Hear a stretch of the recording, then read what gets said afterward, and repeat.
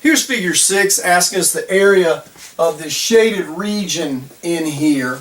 It has a circle inside a rectangle that is 4 by 10. And the circle is touching right on the edges. And so it says, what's the area that's left over there? Well, to find that out, what we're going to do is we're going to find the area of the whole thing and then subtract this part that we're not counting. So we're going to take the area of the whole thing, which is everybody, and then we'll subtract this hole, this big hole in the floor that we're not counting the area for. This is what they do if, let's say, you're having your kitchen retiled. You calculate the area of the whole kitchen, then you subtract maybe where the big island's going to sit, because you can't tile underneath it. So there's a real life type situation where we deal with these type things. Or maybe you have wood left over, somebody's making some shape like this, and how much wood is it going to take overall? Anyway, let's figure this out. To find the area of the whole thing, well, that's easy. We know it's a 4 by 10, so it's 40 minus the area of the circle. Well, what's the area of the circle? People are like, I don't know the measurements. Sure you do. If all the way across is 4, right, that's the diameter, which means the radius is 2.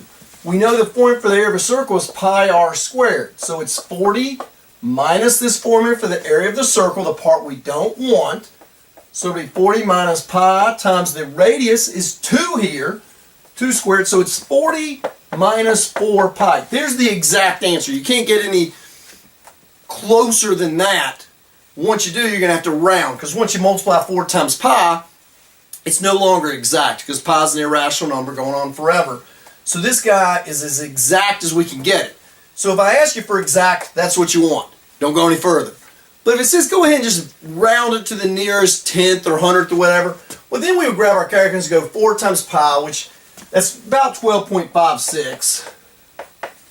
It's like 12.566 something, I guess. Somewhere in there. I've done that enough times. And then 40 minus 12 is 28. Take away that. So it's going to be approximately 27.44. Somewhere in that range. You might have rounded that to a 7, and which makes it a 3. No big deal. There's our answer rounded. And again, let's assume we're talking centimeters. Don't forget your units. It's squared centimeters, because we're talking how many squares it would take to fit in here on this shaded part. There you have figure number 6. Hope it helps you out.